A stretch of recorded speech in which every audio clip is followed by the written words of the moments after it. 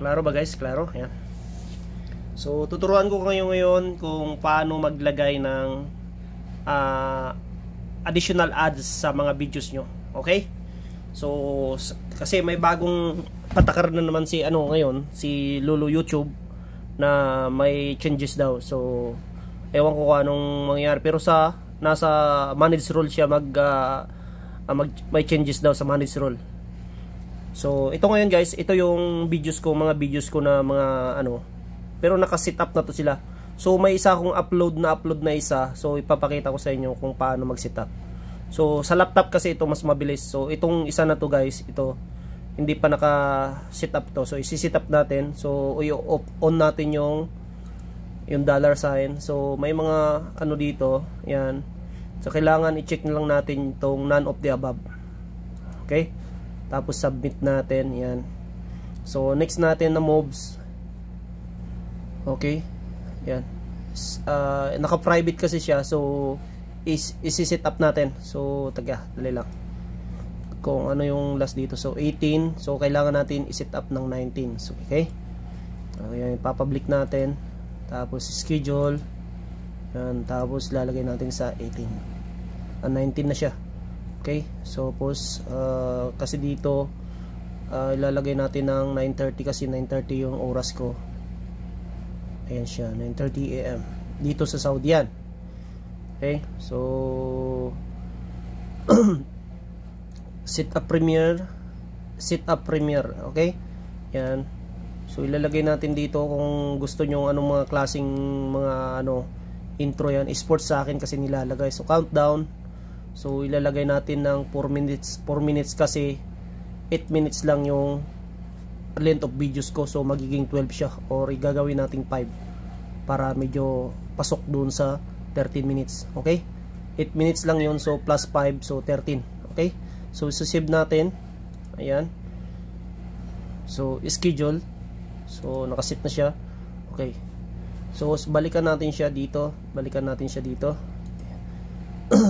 Kasi meron na siya, nakalagay na siya dito. Okay. So ngayon, maglalagay naman na tayo ng additional ads. So makikita nyo itong dollar sign. I-click lang natin to. Yan. Tapos scroll down natin. So makikita natin yung manage mid-rolls. So click natin. Ayan. Click natin to. Ayan. Click natin. So ayan na siya. Yung ad breaks. Okay. So ang gagawin natin kasi yan, may mga nakalagay na siyang may 2 minutes, 4 minutes, 6 minutes, yan. Yan na yung ads niya. Okay guys? Yan o. Tingnan nyo. May baribago na siyang ngayon. So, gagawin natin. So, mangyayari ganito natin gagawin. So, click natin dito sa 00. Okay? Yan. Tapos add. Okay, yan. Okay? Tapos another. Kasi ito 2 minutes, 4 minutes, ayan o. So lalagyan natin ng every 40 minutes. So yan nakalagay oh. So yan, add ulit. Ayan. Another. Okay. Kung gusto mong punuin, nasa iyo 'yun. Yan, okay. Another ulit. Yan lang. Ganyan lang kasimple, guys. Yan. Every 1 minute yan, guys. So yan. Ad breaks lang, okay? I-click mo. Oh. Balik-balik lang guys. Tapos ganyan. Ad break. Yan. Makikita mo naman sa videos mo guys, yung length of videos mo kasi may nakaguhit-guhit na siya guys. May naka-ready na siyang guhit. Ayan oh. Yan oh. Yung mga guhit-guhit niyan. Yan pwede mo siyang idagdag. Yan. Okay. Ad breaks. Yan. Ad breaks. So tignan nyo guys kung ilan ang nagawa natin na ads every 1 minute yan guys. So bilangin natin. So 1, 2, 3, 4, 5, 6, 7, 8, 9, 10, 11, 12, 13 ads guys. So magi-stop yan siya dyan every 1 minute.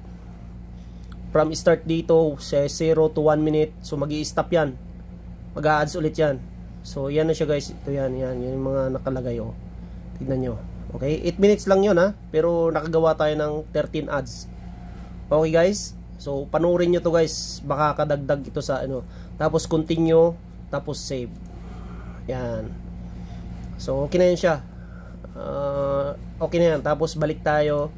Okay na yun. May mga ads na yun siya guys. So, buksan nyo ulit guys. Diba nakasit up na yan. Kita nyo yun to. Ayan na. Nakasit up na lahat. Diba? Tapos balik tayo ulit. Okay na guys. Okay. Ganun lang guys. Kasimple. Salamat.